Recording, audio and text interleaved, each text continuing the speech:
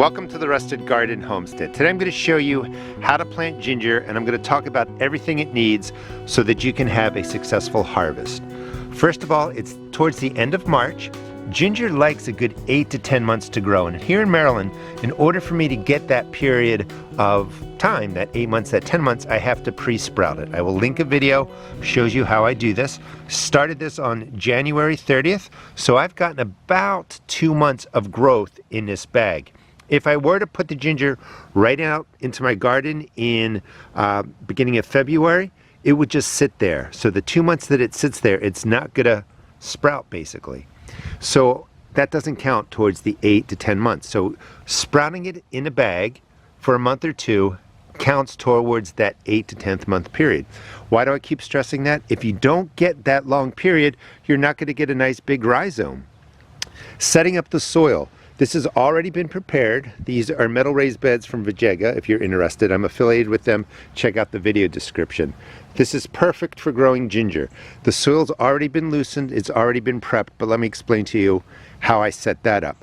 You use any organic granular fertilizer. Doesn't matter what the name is on there. That is just a basic plant tone. It could be pepper tone, it could be flower tone, it doesn't matter. Anything that has NP and K represented around a 555. That's a 533, perfectly fine. And what I did with this is I just heavily sprinkled it across the top, just like that, all the way down the bed. Then on top of this, I added 1 to 2 inches of compost. If you don't have compost, that's okay. I mean, it's the best stuff to really grow in. A lot of us don't have the space to make it, but if you haven't started making it, I really stress getting a compost bin started. So 1 to 2 inches across the top with the organic granular, and then I turned it and loosened it to a good 8 inches, and it looks, you know, something like this now. We're going to put the ginger in 2 to 4 inches deep. Before we get to that, ginger loves the heat. It does not like the sun pounding down on it. It can be grown in partial shade. Somewhere maybe you get 4 to 6 hours of sunlight, but it needs that warm period. So remember, we're starting this indoors to get it going. If it's sat out here for 2 months, not sprouted, it doesn't count to that 8 to 10 months. So what I did is I put the bed right here. I get full southern and western sun coming in here, but when the blueberries put out their leaves, it shades this area. So it's getting, you know, sunlight for the growth, but it's not being pounded by 10 hours of sunlight. It's not going to do well. The greenery won't grow well. It actually gets bleached out. Doesn't work. You want some shade to, you know, help your ginger grow. Now, we're going to plant it again 2 to 4 inches deep, maybe 6 to 8 inches apart. Let me set that up, show you how quick and simple it is. I placed the ginger 6 to 8 inches apart. I would put it all the way down the bed. And you want to plant it so the sprouts that are coming out, the point is going upwards to best you can. Sometimes they're going to go in different directions, but that's okay. So they're going to point up like that. And you only want to go down 2 to 4 inches, and you're just dropping it in like that. I like to have 2 inches above about the top of the ginger, and it's just going to go in just like that, cover it over, and I will work, of course, my way down and plant all of it. The other thing, remember I said, is that it likes warm soil. It likes the warmth. Putting this out now at the end of March, this soil can cool down to 40 degrees at times. You want your ginger really going out when the soil temperature is the top 2, 4, 6 inches is staying at 50, 60, moving up to that 70-degree range. That's when it's going to grow. That's when it's going to take off. I'm going to use the plastic cover over there, place it over this, secure it so the wind doesn't blow off. The solar, you know, well, the sun, the solar heat will go through the plastic, keep this warm, and this ginger will continue to grow. And that's how I'm going to get a full 8 to 10 months of the perfect soil temp for my ginger. Combination of starting it inside for a month or two, putting it out end of March, early April when my ground is still cooler, covering it with plastic, letting the sun keep it warm.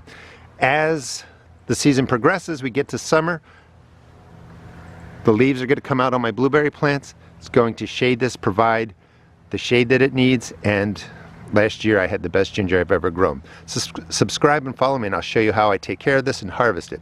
So let me put this in. We'll talk about a couple more steps and we'll be done. Again, 2 to 4 inches deep. I like to put about 2 inches of soil above the rhizome and just cover it over. Another thing you can do, if you've used compost, you don't really need to do this, but if you're just using the organic granular, I would just sprinkle another couple handfuls across the top. Over the season when it rains, microbiology will break this down. It will get to your rhizome, take care of the plants. I will water this in with any water-soluble fertilizer, which means that the nutrients, the N, P, and K, is going to be immediately available to your plants. So that will be the quick release or the fast release. The water-soluble gives it N, P, and K right away. The organic granular slowly breaks down, feeds the plant, and your compost is already feeding it if you put compost in there. So I will do that for the rest of the bed, water it in with the water-soluble. When you plant it in March and April, just soak it in once. You don't really have to give it a lot of water. If you're putting something on top of it to create that solar heat, you are going to have to probably water it every 7 to 14 days.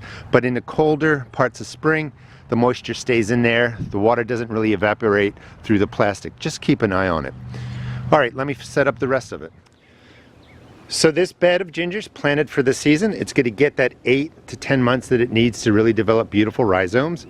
It's well fed. If you have compost mid-season, put about 1 inch of compost down, feed it a little bit more, give it a water-soluble fertilizer. It's not going to need a whole lot more in a way of N, P, and K because you've really set it up nicely. Now, your ginger doesn't really like alkaline soil, which means just don't add any lime to it. If for some reason you think you have a higher pH, you could add in peat moss. That brings down the pH, makes it a little bit more acidic. But I have found that my soil sits near almost a 7 pH, so it's high in alkalinity. The rhizomes do pretty good. This year, and a couple other beds, I'm going to try and acidify it a little more, make it a little more acidic. We'll see if that makes a difference in the size of the rhizomes. Just a quick recap, check the video description. I'll show you in a video how you pre-sprout your ginger indoors. You want to get 8 to 10 months. The cold weather, putting ginger into cold weather doesn't count towards the growth. So we sprout it inside, we put it in early here in Maryland, we warm it up with the panel. In fact, I'm going to get the full 10 months and it really makes a difference with the harvest from your ginger. I had more than I needed this year. Thanks so much for watching. Please check out my seed shop at therustedgarden.com and please check out that video and subscribe. I'll show you how I take care of this and harvest it, and the video will show you how to pre-sprout your ginger. Thanks for watching.